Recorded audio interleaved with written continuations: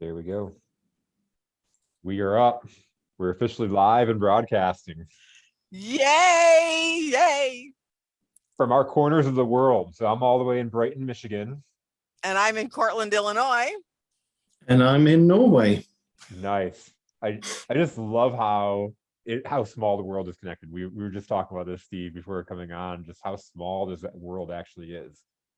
Oh, it is indeed. I mean, the virtual world has just shrunk the world to nothing right now. So it's completely amazing to me how connected we can be across the world. And, you know, my daughter studied in Australia for a year, and being able to be on Zoom with her in Australia real time, just, you know, compared to when I was studying and I had to go on outside and find a phone box, and there was in the UK, and I was putting 10 pence in there, and it was like every 30 seconds I had to put another coin, and I ran out of coins, and they cut me off speaking to my parents. You know, what a different world we live in today. Yeah. And that's to the point that most people don't know what a phone box or a phone booth is. Oh, yeah. Exactly. Yeah. Exactly. It's like, what is that? Oh, I know. I know. I can't remember. One day I said something and they looked at me and like, what?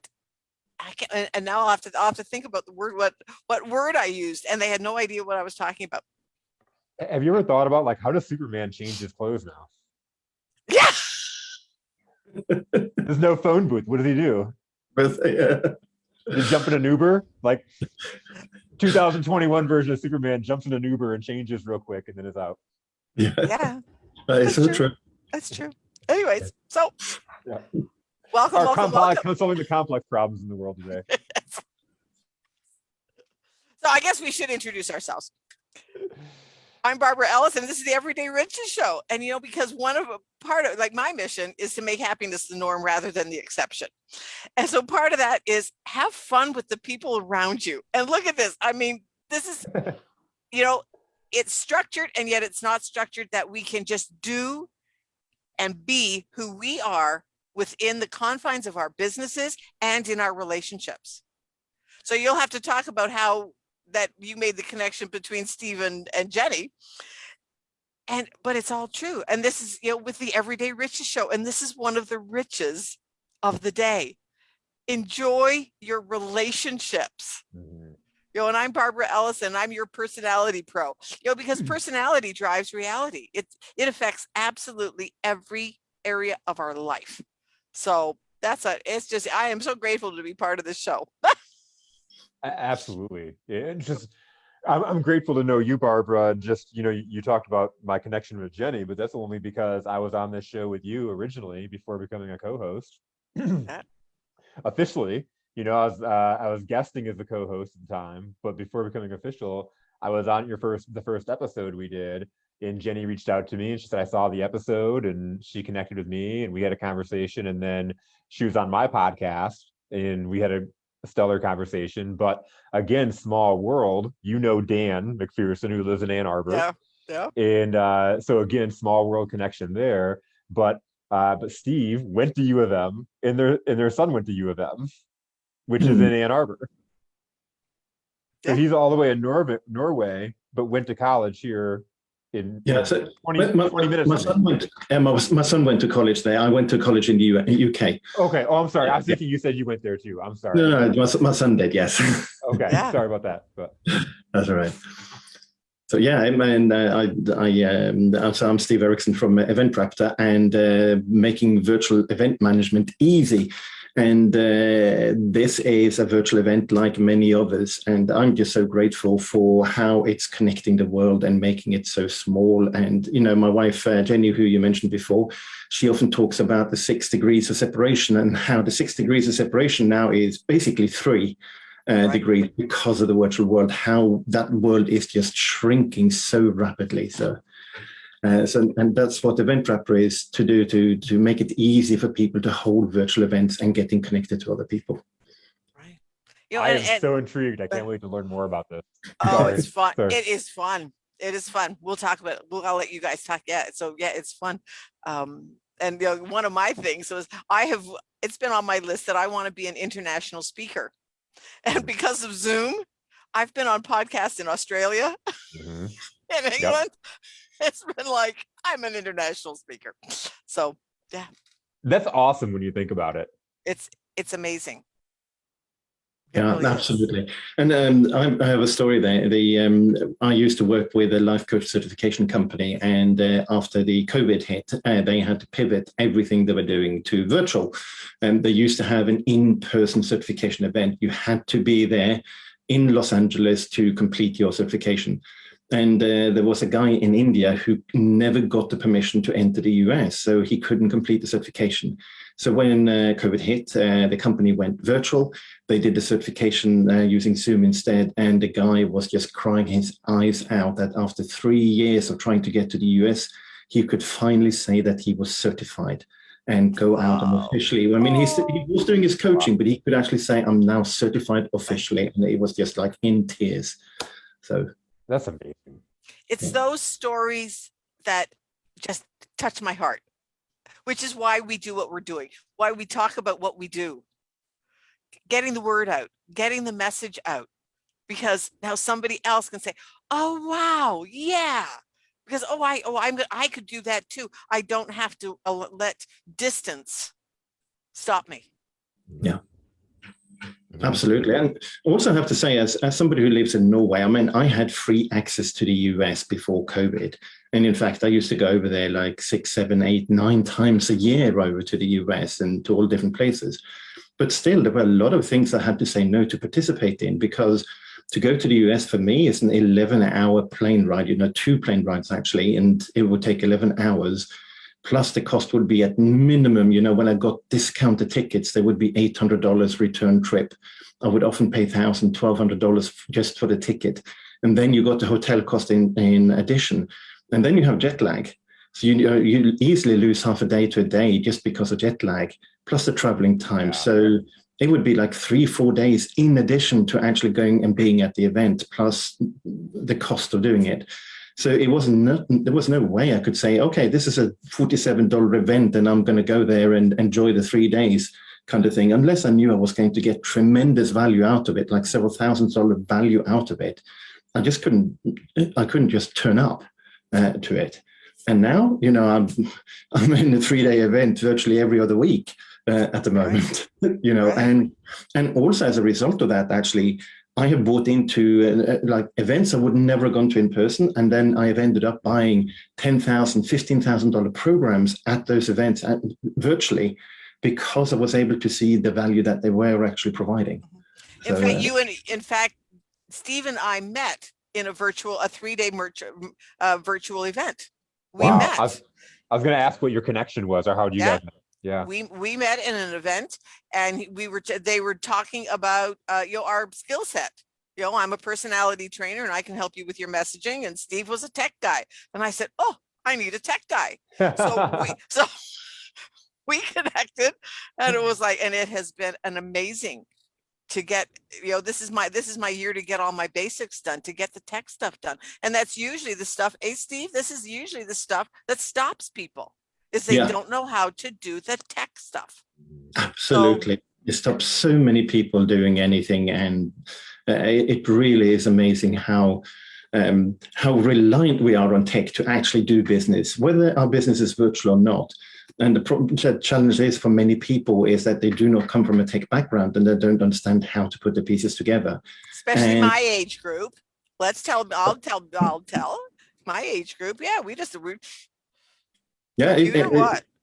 Well, that's true that this age group is maybe a little bit more, but still there's quite a lot of young people as well who don't get how it all fits together. Right. That's, I think, the part of it. How does it all fit together? Yeah. Because it has to. It has to. One of the things I teach, I've done a journey where I worked with another company last year. I quit to go and do coaching, and I coached on their client attraction, how you actually implement everything to attract clients. And it's very important that everything you do is fitting together in a strategy, that there is full alignment with your message when you're going out and talking, that this is what I'm offering is matching what they're looking for, and what you're providing is matching what their solution is that they want. and then you actually go and deliver that. And when you're doing then upsell to a higher end program, that your messaging is in alignment with all of that. It all comes down to how does it all fit together. And if you have a break in your messaging, or you have a break in your systems that delivers that messaging, you are going to suffer as a result. You're not going to perform as well. Simple as that. So how did you start into what you were doing? How did you get started with Event Raptor? Well, I created Event Raptor to solve a problem that I had. So I was the CTO for a life coach certification company. There were about 100 staff. We used to do in-person events with like 1,000 people at the time. And I did over 50 in-person events a year, ranging from like 200 to 500 to 1,000 event. And then they had to pivot, go to virtual, and we did 18 to 100 people in June, and actually was still working with them on October. We did 2,200 people in October in a virtual event on Zoom. And I was the chief technology officer, so I was responsible for making sure that everything was working. But I wasn't feeling fulfilled, so I quit to actually become the midlife solopreneur, and I was helping other people in the midlife become successful. Client attraction, the technology behind it. And I knew that one of the ways to build your authority and your influence quickly is to host your own summit. So I quit my role on 6th of July. I was actually working with them still until October, but I decided to run a summit. So 14th, 15th of August, I started planning my summit. It's going to run on the 31st of August. I gave myself 2 weeks. Everybody told me it was crazy, but I knew I could do that. So excuse me. And because also I had a software solution that was going to handle all of the gathering the speakers' information, publish the pages, getting the opt-ins into the system. So I was confident that this was going to be a walk in the park. And it turned out that the software solution, which is a very popular software solution that a lot of people are using to run the summits, was an absolutely horrendous fit with how I wanted to do it. One of the things they insisted on was that each speaker would, and I was doing live 4 days, 27 speakers, plus I had 3 sessions, so 30 sessions in total. And they insisted that every single session had a unique Zoom link, which meant that we had to log off, all of us had to log off, and then we had to log back on again with a different Zoom link. And you try coordinating that when you have several hundred people who are interested in doing that. And also the emails they sent out were sent out an hour before the event, before the speaker. So you had the email at 9 o'clock would promote the 10 o'clock speaker, and the email at 10 would promote the 11 o'clock speaker. So people would literally go to the wrong link because they go, oh, I need to go and listen, and here's the link for the speaker. So I click on that, but that's for the session starting in an hour, not now.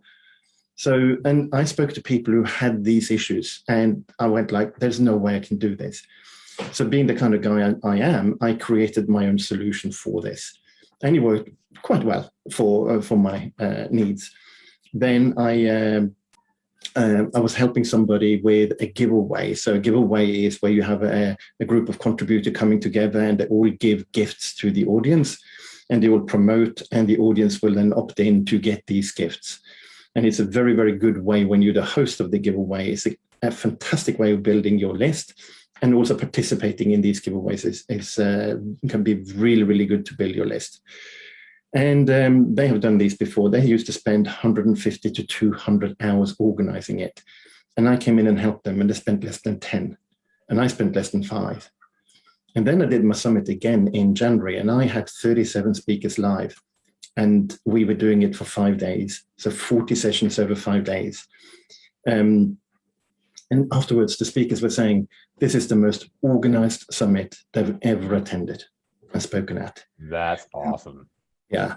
And it was because I built the systems. You know, when you have systems and the systems work, it turns it into a great experience. So all of the speakers had the right link at the right time in every single email. They were all told how to actually go and promote, and they were told how many people had already opted in through their link. You know, all the information was there. We also did a leaderboard automatically with their position on it and things like that.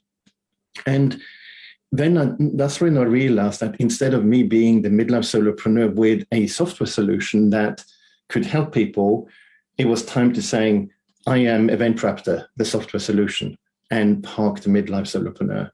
And one of the things that I used to teach was that when you find, when you solve a problem for people that people want solved, and they're willing to pay for that, and they want the solution that you are providing, then you have a hit. That's when you really are doing it well. And that's what Event Raptor became. Yep. People have so many problems running these events. I spoke to one guy. He planned out everything. He was doing his summit. And from the summit, he was leading them into certain events and to webinars, and he was going to pitch his product and sell his service. And then he started planning it, and he started executing it. And then his time schedule just went like, whoa, just expanded so drastically. It suddenly took two months more than he had thought. And guess what? All of his sales activities had to stop because the summit took over his life. Everything got pushed out. So the cost to him, what he got from the summit in the end, it just didn't correspond to the cost for him to actually put it on. But you get yourself into a position where you can't stop doing it either. Because if you stop doing it, your integrity and what you promised and all the speakers who are waiting for it, that's going to cost you more than actually executing. Right? And that's what Event Raptor solves. It helps you actually get everything together from a technical point of view, from an organizational point of view, from a management of all of the information. When you're publishing in the directory that you have a summit, people will apply, and then you get their information straight away, and it creates your scheduling page, creates the opt-in page for you. So you can start sending, or the speakers can start sending people to the opt-in page, and all you have to focus on is delivering a great experience during the summit. Mm-hmm. But I love what you said about, when you can solve people's problems, you really got to hit. I work with people on sales, and it's like, let's go and find how you solve people's problems. Sales to me is all about problem solving. But I love the story in the sense of you went out to do this thing, you solved a problem for yourself, but that ended up being like the big thing that ended up becoming the hit. Yeah, and a lot of successful companies are born from people who need to solve their own problem because they understand the issues, and they understand how to solve it. A lot of the companies that you see that are not successful, or where they're struggling with people and struggling with reputation, is when somebody has an idea and saying, "Oh, I think there's a need out in the market, and I'm going to go and solve it for them." And they don't have no appreciation, understanding for what the problem is. And this is technical or something non-technical, doesn't matter. If they don't understand what the problem is, the solution won't be suitable for most people. Well, and what does that do too, is you're talking to like your target client or your prospect, you know what it's like to be them, right? What does that do to that conversation and that trust building? Oh, it does a tremendous amount. Well, here's the funny thing. I don't actually know what it is to be in the situation where you have to spend 150 to 200 hours, because I avoided that. But I know I avoided that. So when I speak to them and I understand their pain, and I tell them how it could operate using this solution and how I used it to save all of that time, they immediately get attached to it, and they want it. And I have never come across anything that is as easy to sell as this. As long as I have the right person in front of me, as long as I have somebody, if I have somebody who has done a summit, I can pretty much sell them in a 20-minute, 30-minute conversation. And they're all in, and they become evangelists for it. That was me. My girlfriend, Pat and I, before last year or so ago, and we did a summit with the same company that Steve's talking about, and it was a nightmare. And we looked at each other and said, we are never going to do this again.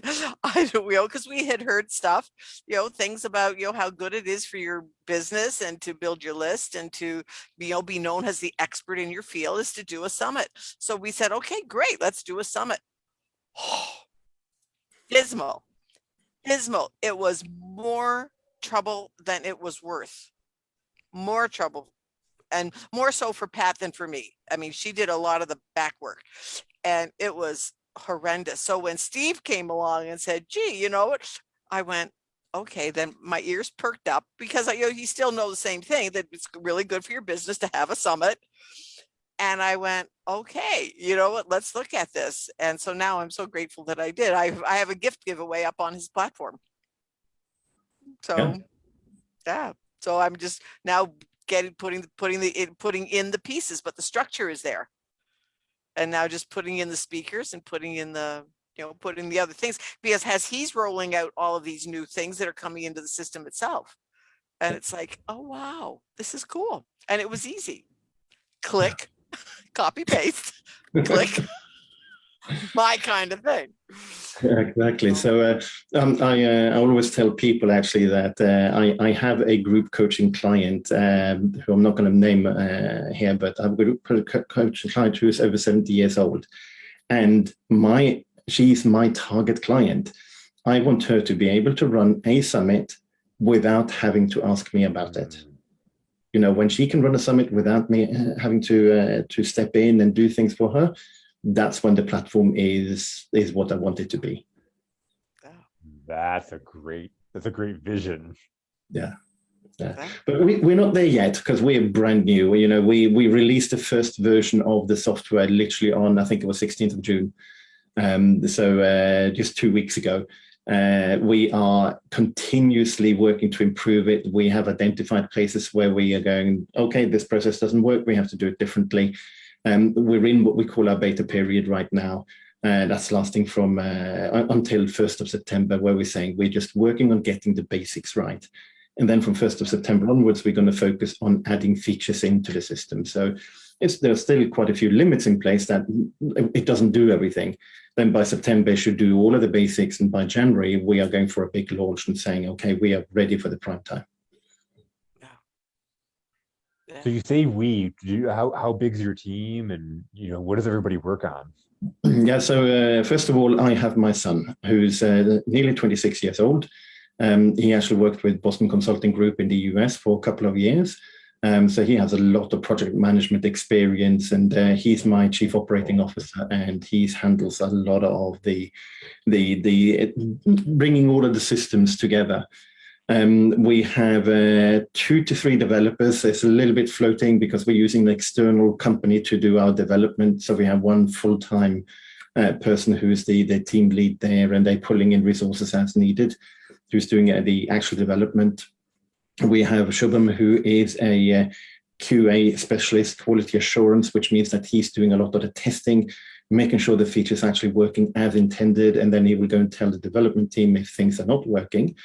And then tomorrow we are adding a salesperson to the team, because quite frankly, I realized a couple of weeks ago that I had like 8 hours a day of appointments just to demonstrate the system, and I couldn't drive the company forward. I couldn't do what I needed to do when you're just in sales meetings all the time. So Shannon is coming in tomorrow to help us. And then we have a couple of people who are like front-end developers who's helping us just out with our website at the moment, making changes and updates to it and then things like that. And a graphics designer who's working on that as well. So that is so cool.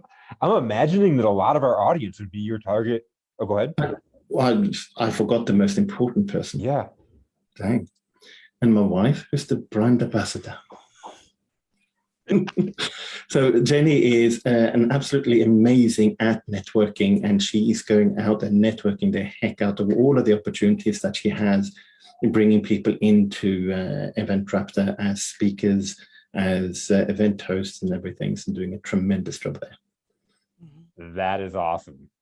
That is so cool. So what is she looking for? You said she looks for speakers and people like that are going to host summits. Yeah, basically. So it's not just summit. I mean, we talked about summits right now because we are focusing on summits right now. Yeah. But first of all, it is about virtual events. You know, if you're creating a virtual event, if it's a webinar on a Thursday, or you want to do a weekend workshop or something like that, you still have a lot of things to do. You have to collect the names of the people who are going to be there. You want to track them. Did they actually turn up? How much time did they spend during the event? So we integrate with Zoom. We don't have a webinar platform. We're using Zoom as the webinar platform. Then you have to send out the emails, you know, starting in 3 days and 2 days and in 10 minutes, here's the link, remind them all the time. Then you probably want to have a dashboard with some resources that you make available to them. And you might not want them to have the day 2 resources, not on day 1, for instance. So you have to update that dashboard. And those are all the facilities that we're putting in place to make it easy for you to just focus on like get people to sign up and go and execute, because we handle all of the other bits of this. So we do things like people opting in, we're going to register them in Zoom so they get their own unique Zoom link. You have a dashboard where you can enter all of the information that you know, the PDF uploads and things like that, and you give it to the attendees, and when they come there, they'll see the link to actually go into the room, they'll see all the downloads, you know, all of those things. We just handle it all for you. So Jenny is looking for people who are interested in running virtual events, who want to run summits, who want to run giveaways, but also we have a speaker directory, because we are going to have a lot of summit hosts who are looking for speakers. So to us, finding speakers who want to be in the speaking directory so the host can go and find people to participate, I think is a very important part of what we're offering.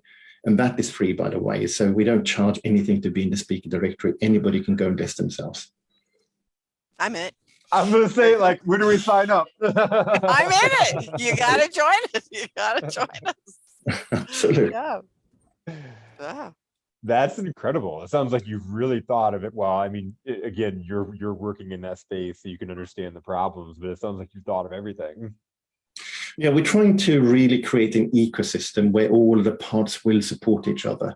You know, one of the things we are doing, we have talked to somebody who has a big podcast directory. And one of the things we're talking about is that they're going to feed us the list of podcast hosts who are interested in speakers. And we're going to give them a list of people who are listed in our speaker directory that he can provide to the podcast hosts. So then we build up that synergy. We're all looking for the same thing. We're either looking for speakers or we're looking for speaking opportunities. You know, and the idea is that something like this what we are doing here could actually be listed in the directory because you're looking for speakers for it. Right. Yeah. Exactly. That's awesome. I'm so glad I know Steve. Yeah, I know. My mind is like running, like all the people I can introduce you to. So this is incredible. Yeah. One of my biggest weaknesses is event planning, period. And so doing speaking events and doing my own, I've done a few of them, but it's like those little details and things that if there's a management system or a way that I can put it together, that's again, like the 70-year-old can run it. You know, your ideal client can run it. I feel like I could run it. Yeah, absolutely. And you know, something as simple as this, we're 3 people on this call, you still have to, because I'm the guest here, so you still have to send out reminders to me that, hey, we got this call, because I might forget otherwise. Did I actually put it in the right day in my diary and things like that? Mm-hmm. You know, how many times has it happened that you are going to do an interview to somebody and they turn up late or they don't turn up or something like that? You know, it happens all the time. Mm-hmm. And Event Raptor is a system that's designed to avoid that happening, you know, to make sure that all of the information goes out at the right time, the right links goes out at the right time. And then if you want the speaker to actually promote as well, then the system will provide the links for them to promote the event as well, you know, so that's very powerful. Wow. Yeah. So, yeah, it's just one thing I have to tell you. Steve is, can I tell about your gift? Yes, absolutely. Okay. Yeah. Because I love his gift. So he's got a gift for the audience, and it's a checklist. And so if you think that you want to do an event, get the checklist. Because when I first got it, it was like, oh, I was quite proud of myself. Oh, I've got that. Oh, I've got that. Oh, I've got that. Ooh, I never thought of that. Yeah. Never thought of that. And it just, in fact, I still have it on my desk and I still refer to it because it can apply to anything. It can apply to any event that you're doing. Have you got all of these little, and sometimes, you know, that they always say it's the little stuff that gets you. You think of the big things, but then the little things get overlooked. Oh, well, so-and-so, well, somebody else did that. And I've been the victim of that. Oh, well, didn't you do that? Oh, no. Yeah. And so it's nice to have the checklist because as you've done it, you check it off and where it is. any of the links, and now it's going to be really nice because it's all in the system. Yeah. As you get it done, it's going to show it up. As you get a speaker that comes in, it'll show that they've given you their headshot, that they've given you their bio, that they've given you their topic. What the presentation is that they're going to talk about. It's all going to be in the system. We're not going to have to do any of that. Yeah. Steve, I'm so excited. Where do I get this gift? I'm signing up as soon as we get off here. So yeah. So just. So I think there's a link to the gift that Barbara has. So It's in the chat. In the chat. It's in the chat. Awesome. I will put this up in. And for the recordings, then they'll be in the description below. It'll be in the description. Yeah. And one of the things that I used to teach was that when you do a checklist, it should be fairly small because it should be like short and people should be able to consume it very quickly. And the more I was looking at this checklist, I've said to myself, actually, I can't make it short because I'm just skipping so many important parts. So we ended up, I think, with 8 pages worth of checklists or points that you should consider. You shouldn't do them all, okay? It doesn't mean that you do them all, but it means that you have to ask yourself the question, should I do this or not? Right. And then you can make a conscious decision to skip it if you want to. Right. And that's one of the things that I loved about the checklist.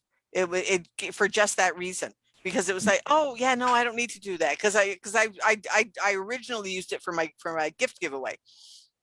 And I realized, oh yeah, no, I don't need to do that. But when I do my summit, like Regina and I we're doing our summit. And so we I was like, oh yeah, that is something that we have to look at that. Yeah. And it's going to make it so much easier to to put it all together and to not miss the important things.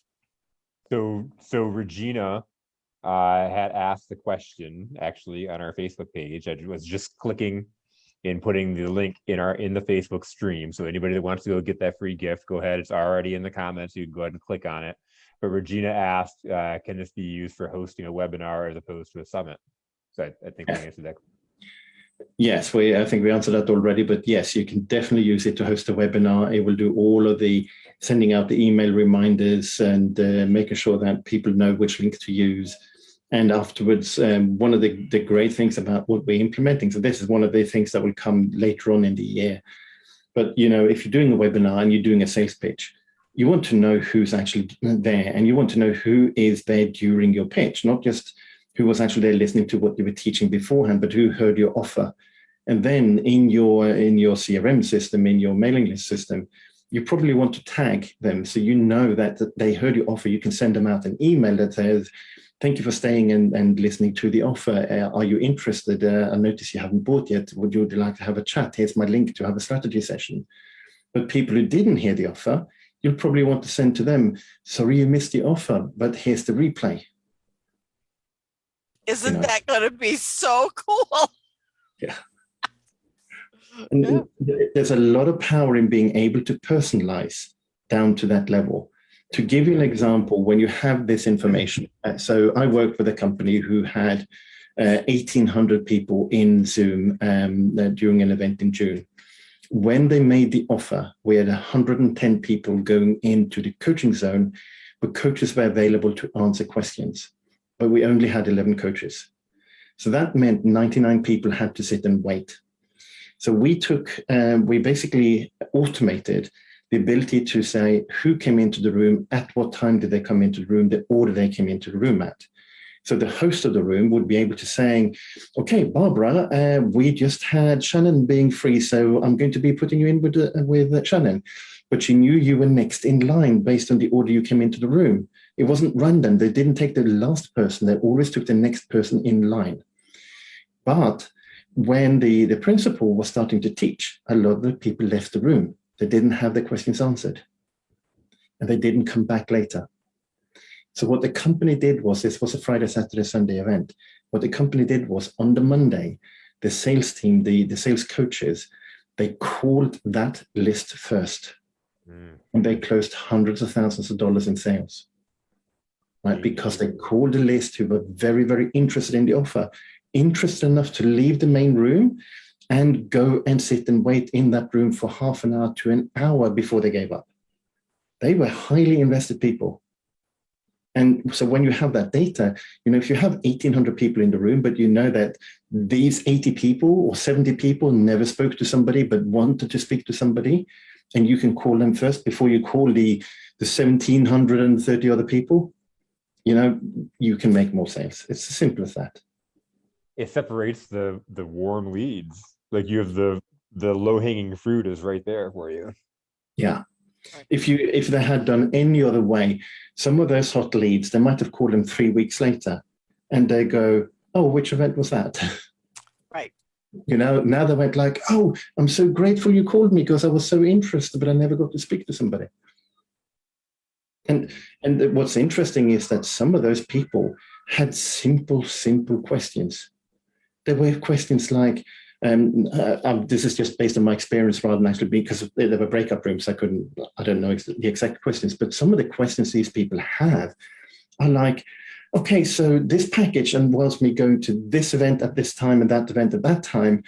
What happens if I need to postpone it by 1 year? Or do it next year instead? And the enrollment person would say, yes, absolutely, you can do that. Great, they say, and then they go and sign up for a $35,000 program. They just need to know that one little thing. They were ready to buy. Yeah. Doesn't it boggle your mind?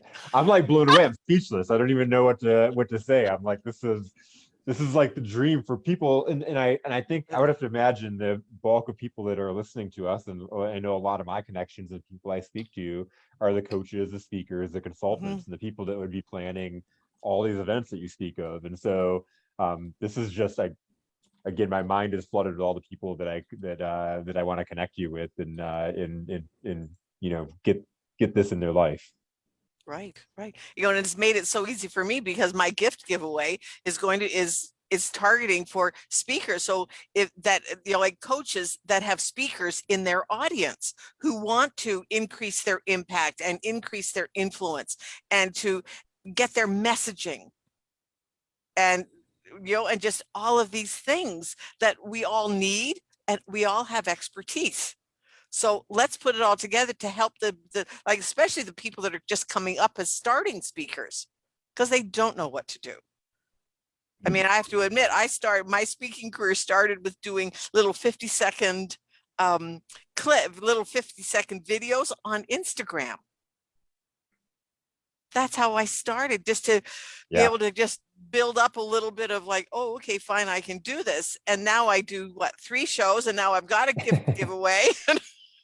Steve is helping me now. We're going to be doing a summit and all this, and I do podcasts, but you have to start somewhere.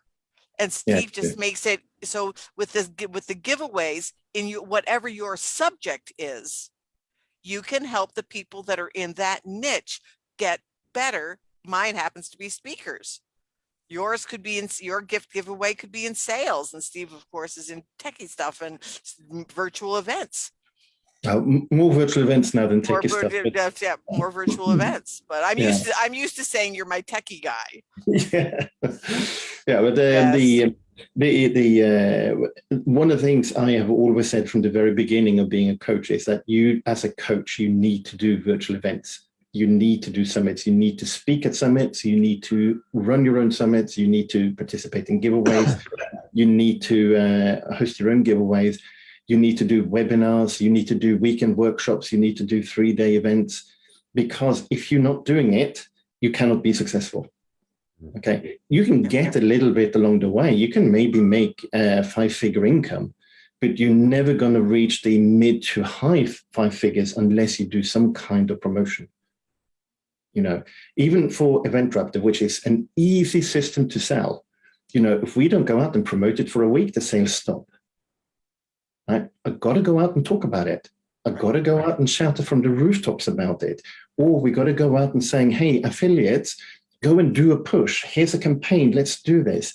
And they go out and shout about it, because if nobody hears about it, nobody's coming to you to buy. Right? It's, there's no point in building a better mousetrap if you're not telling people there is a better mousetrap. Right. And there's 7 billion people on this planet. There is. There is room for everybody. It just slays me sometimes when somebody says, well, there's already so many people that do what I do.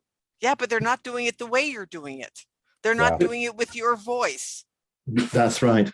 One of my favorite story stroke memories is that you know how email is ubiquitous, and we have all of these fancy new email clients, new ways of doing it, and everybody's using Outlook, and there are a number of different ones, Mailbird and things. Well, quite a few years ago, there was a small package called Eudora. You have probably not heard about it. But back in 1993-94, Eudora dominated the email market for internet. Really? Okay? Right. And I started writing an email client. Okay. And it was a little bit complex. And then Eudora improved and improved. And I went like, there's no point in competing against Eudora. They got the market sewn up. Right? God. Here is Eudora today. Yeah. Nobody I have ever met knows about Eudora, because virtually nobody were in the internet in 1993-94. I was, and I saw it as a big competitor I couldn't compete with.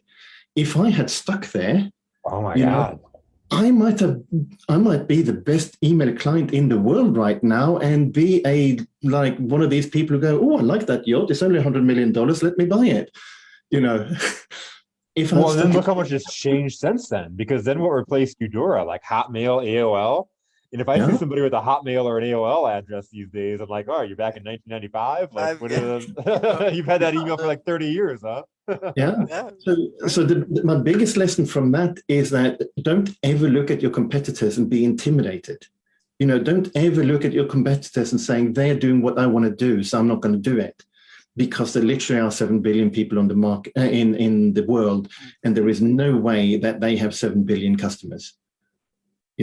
Let's look at the different platforms for Messenger. You have Messenger, you have WhatsApp, you have Telegram, you have Signal. There are other systems out there. They all have like 500 million users, and in fact, a lot of people are using like all 3, all 4, all 5 of them. Right? And these companies are worth billions because of the number of people they have. None of them went like, oh, the Facebook Messenger is big, so I'm not going to create my system. Right. So when you have your service, don't say, I'm not going to do this because somebody else is doing the same as me. What you need to focus on is going out and doing it better than what other people are doing. And there are many ways of doing it better, right? If you're competing with somebody big, one of the key things about the bigger you get, the less personal interaction you will have. So I have a group coaching program right now, and it's me 95% of the time, 99% of the time probably, delivering the program, because I am the group coach. I am the coach here. And then you have somebody who's already making 7 figures. They are probably not doing the coaching at that level. They're going for the one-on-one programs where people are paying them $30,000, $50,000 to work with them one-on-one. So if you're competing against somebody like that, you go in there and you say, but it's delivered by me. When you go into that big group coaching program, you're going to get a coach that's been taught by the other person. But in this program, it's me. That's the difference.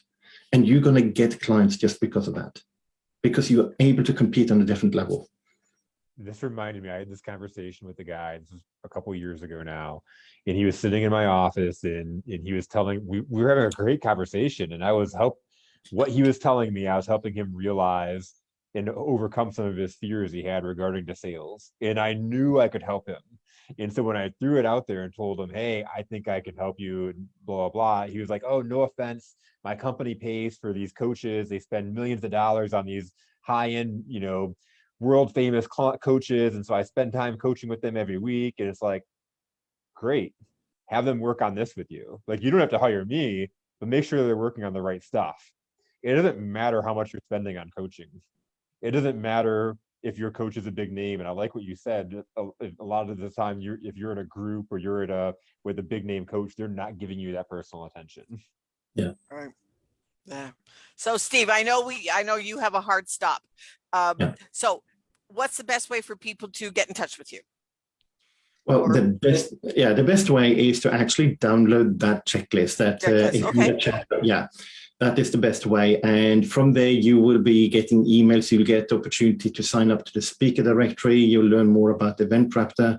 We're going to make sure that you find out about the system. Of course, you can stop that communication at any time. But that's the best way of getting involved. And you'll see a little bit. One thing about the checklist is it will tell you what you need to focus on versus what EventRaptor can actually do for you as well. So it's a great comparison list as well to say, is actually EventRaptor going to be helpful for you when you have that list? And so that's the best way to doing the gift, clicking that link to find out more about EventRaptor or to sign up for it. Yeah, because the checklist goes, you have to do this, and then you'll have a checkbox where you can go, yes, I've done it. And then there's a checkbox next to it that says, does EventRaptor help you with that point or not? Okay, so one of the things it talks about is you need to do marketing. Well, EventRaptor doesn't help you with the marketing. We're not going to, we help you when you do social sharing that it shows up the right images, but we're not going to do any ads for you. We're not going to do any word of mouth for you. So you need to do that. So that checkbox for EventRaptor is empty. But then it says you need to collect the bio, you need to collect the headshots and all of this. And there will be a tick that says EventRaptor does that. Okay. Right. So then you get very quickly an idea on actually how much time EventRaptor can save. What if you know EventRaptor is, I mean, I think, I know I'm sold in the sense of like, this sounds awesome. If somebody's listening right now and they're like, I want to get started, how would they do that? Well, they would basically go to our, I'm going to drop it into the chat there. So. Ooh, yeah, awesome. And I have to put in my affiliate link.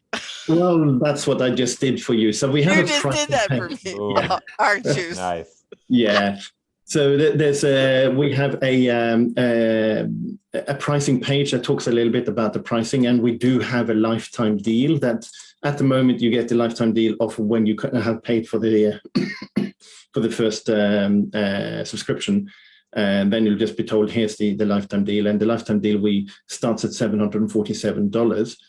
Or if you're just interested in actually going into the speaker directory, which also will make sure that you know more about EventRaptor from there and what the next steps are. And then there's a link for that as well. So you can go into the speaker directory. Awesome. It was even fun just setting up my speaker. It was like, oh yeah, this is what I do, and this is what I talk about, and this is, and it was just such an easy experience. Awesome. I'm glad to hear that, and we're going to expand it a lot as well. At the moment, we allow you to put in text, for instance, but later on we're going to allow you to link to your show reel on YouTube, for instance. So people, so event hosts can actually see what you're like on stage, for instance, and link to your podcast and all of the kind of things coming up later. Such an awesome tool. I did put that link for everybody listening. That link is in the Facebook comments. So if this is something that you want to check out, go ahead and click that link, and it sounds incredible. Yeah. So it's been a great experience so far for me. So I'm loving it. So anyways, Steve, this was amazing. As always, I love talking to you. And just so any last words? Any last words from me is that we have leapfrogged the development of virtual events over this year. We have moved 10 years ahead, in my opinion. The sophistication of the audience, the sophistication of the speakers. We have been in a situation where we're forced to develop much, much faster than we would have. And I would just say, grasp that opportunity. It is not going to go away. And you shouldn't let it go away. When we are able to go back in person, virtual is so powerful. Remember the story I told about the guy in India who were crying because he finally could get certified. Remember that I, as an attendee of a 3-day event, which I would never have flown from Europe to the US to attend, I ended up buying $10,000 program at one of them. And in fact, Barbara, you were at the event with me. That's where I met you. I spent over $10,000 at that event. I would not have gone to that event. Right. And then So we would have never met. We would never have met. And I wouldn't have spent, for the host of that event, I would never have spent I think it was around $12,000. And then in October, November, I spent another $14,000 at an event, which I would never have gone to if it was in person. So I would say as a host, if you want to go back to doing in person when we can and only do in person, you're missing people like me who are willing to come to your virtual event and spend money. That's power. If it can't get any more powerful than that. Exactly. That's some great final words. Like, you're missing people like me that are willing to spend $10,000 to $15,000 or more. Yeah, or more. Yeah. I mean, reminder, at that event that I was when I was this chief technology officer, we had people spending $35,000 and more during the event. And the checklist. I got to start a summit.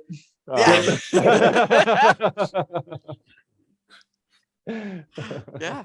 Subscribe to the giveaway. You can go on to the and subscribe to the giveaway. Look at the giveaways there and put your name into the giveaways. You just put in your free gift that you're putting it in just immediately adds value to, because you're part of an expert sheet, and it adds to your list of people that you don't know right now. Yeah. So cool. Yeah. So Barbara, Jason, thank you very much for having me. It's been a pleasure speaking to you, and I'm always happy to meet with you guys and have a conversation. Yeah. So awesome. Thank you for coming on. Yeah. Thanks so much, Steve. It was so cool to see you. All right. So, okay. For everybody listening, hey, bye. We'll see you next week, and have an awesome week. Any last words, Jason? Remember to solve problems. Yes. Where there's a problem, and if you're bumping your head on something over and over and over again, and you come up with a solution, you're probably solving a problem for other people that are just like you. So go out and share it. I love the words that you had said, that if you, oh crap, I forgot the comparison. Was it the bird feeder? If you build the best bird feeder, then you got to tell people about it. Yeah, absolutely. So you got to go out there and do it, and then tell people about it.